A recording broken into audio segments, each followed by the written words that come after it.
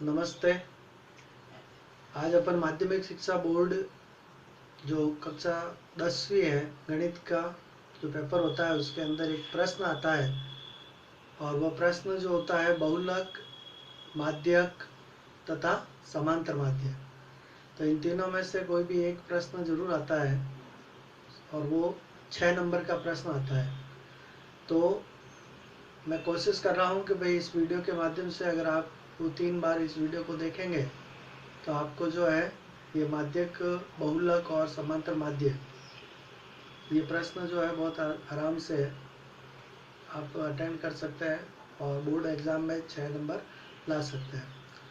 तो चलो आज शुरुआत करते हैं। सबसे पहले बहुलक से प्रश्न है आपके सामने। ये प्रश्न देख ले आप, यहाँ प्राप्तांक लिखा हुआ है और छात्र संख्या लिखी हुई है।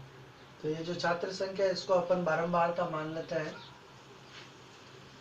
बहुलक में हमें ध्यान रखना होता है कि जो सबसे बड़ी बारंबारता होती है, सबसे बड़ी बारंबारता, तो सबसे बड़ी बारंबारता यहाँ पर कितनी है? 42 है। इसको अपन क्या कर लेते हैं? ब्लॉक कर लेते हैं। 42 वाला जो कॉलम है इसको हमने ब्लॉक कर दिया है। ये हमारा बहुलक वर्ग कहलाएगा। अब इस वर्ग के ठीक ऊपर वर्ग वाली संख्या और वर्ग के नीचे वाली संख्या, ये मान आपके पास आएंगे किसके? एफ तो लिखा हुआ ही है बारंबारता, और गिनती लिख लेते हैं 0, 1, 2।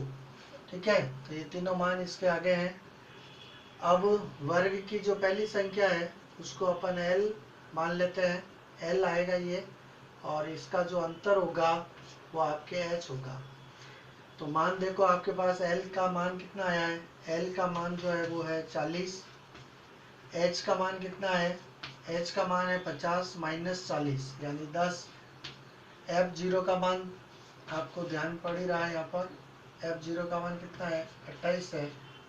F1 का मान देखो कितना है? 42 है। और F2 का जो मान है वो 20 है। अब अपन यहाँ पर बहुलक का सूत्र लिखेंगे और इस सूत्र को आपको रटना नहीं है, ठीक है ना, समझ करके देखना है। पहले लिखोगे L प्लस बड़ा कोष्टक बना लो, कोष्टक के बाहर इंटू एच लिख लो। याद ऐसे रख लेना, लेफ्ट हैंड एल और एच। कोष्टक के अंदर की तरफ जो है ना, ऊपर क्या लिखेंगे अपन? F1 में से F0 माइनस करना है। F1 minus F0। अब जो ऊपर लिखा वो के वो नीचे लिख लो, F1 माइनस F0। और माइनस में अब बचा क्या है हमारे पास? F2। तो वो F2 यहाँ लिख लेना है। और जैसे 2 लास्ट में लिखा है वो के वो 2F1 के आगे यहाँ लिखना है। तो इस तरह से ये हमारा सूत्र बन गया है बहुलक ज्ञात करने का। अब ये जो मान है हमारे पास वो मान वहाँ रख करके अपन इसको सरल करेंगे। तो L का मान देखो आप कितना है? 40 है। प्लस बड़ा कोष्टक बना लेते हैं, इंटू H का मान देख लो कितना है? 10 है। अंदर की तरफ लाइन खींचते हैं। ऊपर F1 का मान कितना है? 42 माइनस F0 का मान कितना है? 28। फिर 2 का 2 लिखेंगे, बीच में कोई निशान नहीं है मतलब इंटू का निशान। F1 का मान वही 42 माइनस F0 का मान 28 माइनस F2 का मान जो है वो 20 है। अब आगे जब सरल करेंगे ना तो ध्यान रखना कि L और H के जो मान है उनको वैसे के वैसे उतारना है। ठीक है, तो L का मान 40 है, प्लस कोष्टक बना दिया, और H का मान 10 है। अब अंदर वाले को अपन सरल करेंगे। कोष्टक के अंदर जो संख्या है उनको अपन सरल करेंगे। तो देखो यहाँ क्या लिखा हुआ? 42 माइनस 28, मतलब 42 में से 28 माइनस करना है। तो यहाँ आपके बच गए कितने? 14। इन दोनों के बीच में देखो निशान काय का है? गुणे का निशान है, मतलब 2 को 42 से गुणा करना है। तो ये आपका हो गया 84। इन दोनों संख्याओं के बीच में निशान देखो माइनस माइनस है। तो जब दो संख्याओं के निशान सेम होते हैं तो संख्या जुड़ जाती है, मतलब 28 और 20 जुड़ जाएंगे तो निशान तो माइनस का ही रहेगा लेकिन संख्या जुड़ जाएगी। तो ये हो गया आपके 48। आगे करेंगे अपन तो 40 तो ऐसे कैसे लिखना है? प्लस कोष्टक, कोष्टक के बाहर वाली संख्या भी ऐसे लिखनी है, मतलब 10। ठीक है, अब कोष्टक के अंदर वाले को फिर सरल करते हैं। तो देखो ऊपर तो 14 सिंगल लिखा हुआ ही है, और बट्टे में देखो 84 में से माइनस 48 करना है। तो 84 में से 48 घटाया, मतलब 14 में से 8 गया 6, और 7 में से 4 गया 3, 36 हो गया। आगे करेंगे तो 40 तो ऐसे रहेगा, प्लस अब अपन इस कोष्टक को यहाँ से हटाएंगे। तो 14 को क्या कर लेते हैं अपन, 10 से गुणा कर लेते हैं। क्यों?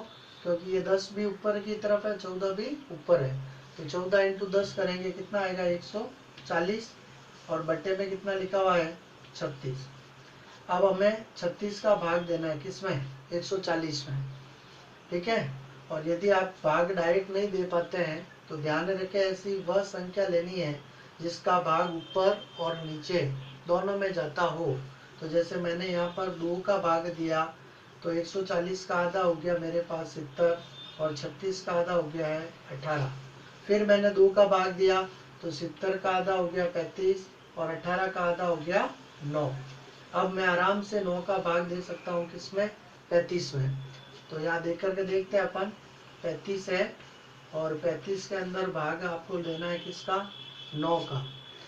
भाग किसका देना है, 9 का भाग देना है। तो 9 का पाड़ा बोलते हैं, 9 तिया 27, माइनस किया कितने बच गए 8। अब 9 का भाग 8 में नहीं जा रहा है, तो यहाँ अपन दशमलव लगाएंगे, और यहाँ एक जीरो आ जाएगा। अब 9 का भाग देंगे 80 में, तो 9 अट्ठे 72, मतलब 8 बार जाएगा। फिर माइनस किया तो 8 बच गए, दशमलव वहाँ लगा हुआ ही था, इसलिए एक जीरो यहाँ वापस आ जाएगा। फिर 9 का भाग देंगे 80 में, तो 9 अट्ठे 72, और इस तरह से ये भाग आगे जा रहा है। पर हमारा आंसर आ गया है 3.88। तो आगे लिखेंगे अपन, 40 तो ऐसे उतारना है, प्लस 3.88। अब लास्ट स्टेप क्या होगा आपका, 40 में इस 3 को जोड़ दो।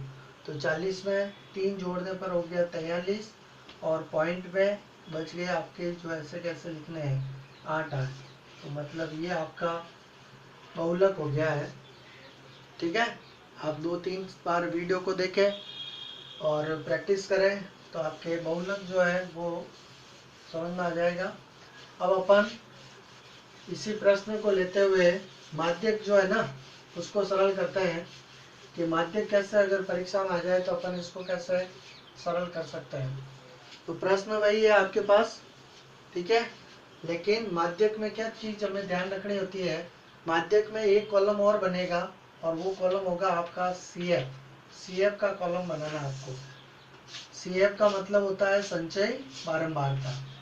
संचय बारंबारता का एक नया कॉलम जो है वो आप बनाएंगे। अब निकालेंगे कैसे, तो पहली जो संख्या है ना बारंबारता की, वो तो ऐसे कैसे लिख लो आप, 4। अब इस 4 में आप तिरछा जोड़ना है, 4 में 28 को जोड़ना है, तो 28 और 4 कितना होता है 32। फिर 32 में कितना जोड़ना है 42 को, तो ये 32 और 42 कितना हो गया 74। 74 में कितना जोड़ना है 20, तो ये हो गया 94, और 94 में 6 जोड़ना है, तो ये हो गया 100। मतलब इस संख्या को अपन क्या कहते हैं, n। n का मतलब क्या हुआ कि जो बारंबारता थी हमारी, उनका योग वो हमारे पास कितना आ गया है 100 आ गया है। अब अपन सबसे पहले क्या निकालेंगे, n/2, मतलब ये जो n का मान आया है उस मान को आधा कर देंगे, तो 100 का आधा कितना होता है 50। अब अपन ध्यान रखेंगे ये जो 50 है ना, इस 50 को इस CF वाली सारणी में देखना है।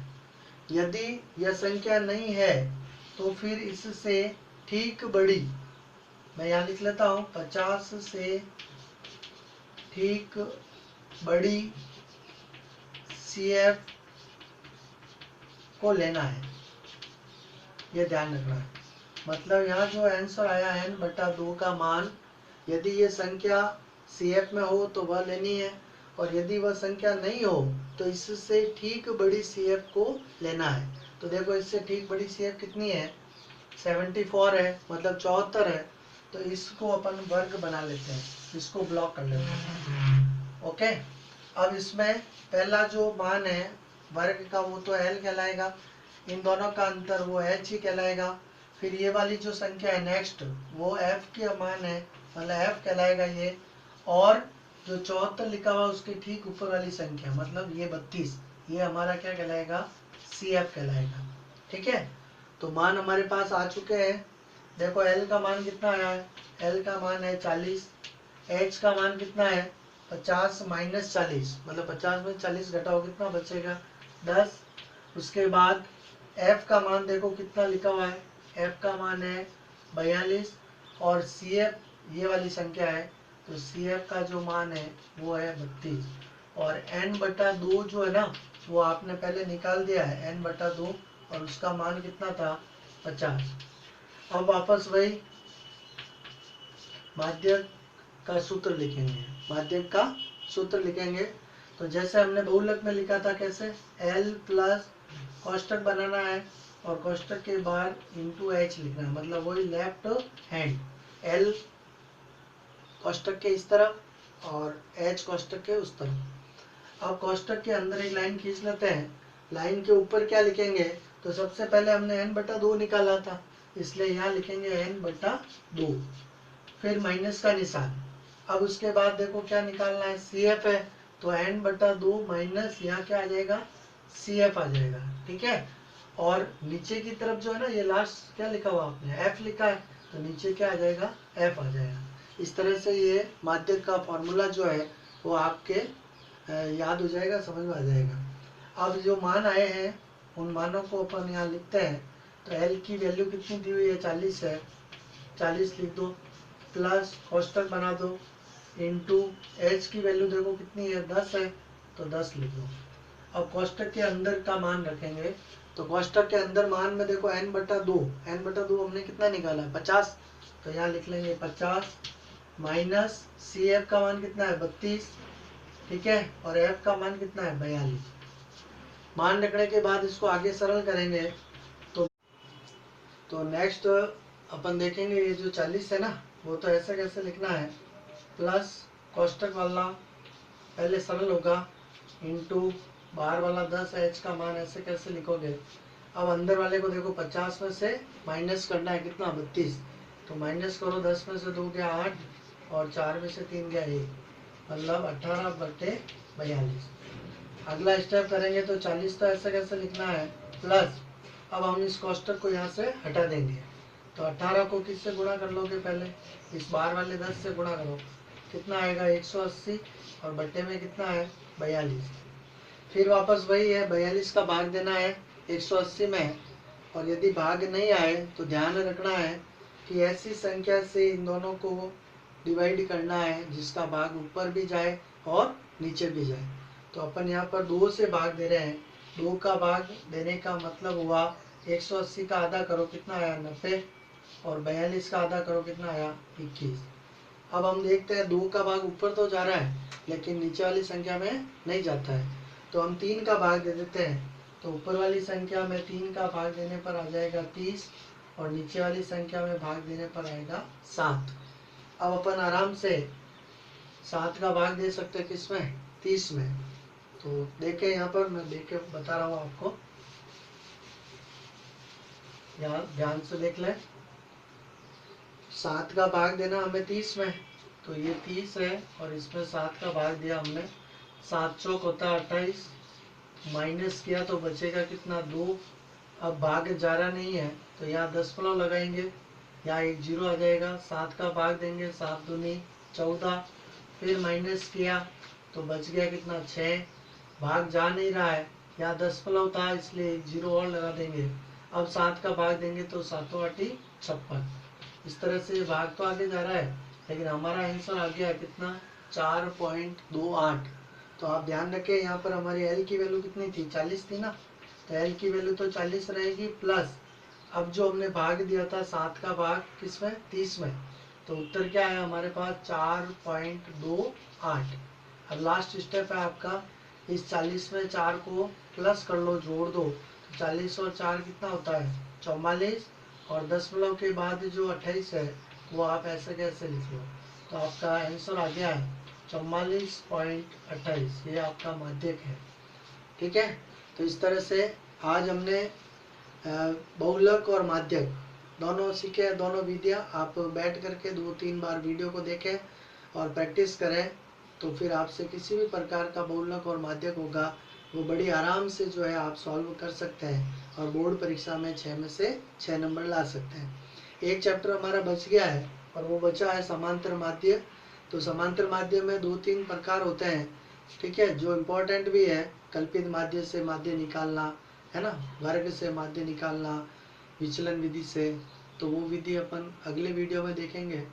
आपको यहाँ पर वीडियो कैसा लगा है, अगर समझ में आया या नहीं आया, तो जो भी आपकी समस्या है उसको आप कमेंट ज़रूर करें, ठीक है। और आपकी समस्या का समाधान करने की जो है मैं पूरी कोशिश करूँगा। और मिलते हैं अगले वीडियो में माध्य और समांतर माध्य के बारे में, ठीक है। तब तक नमस्कार, जय हिंद। मिलाते रहें सवाल।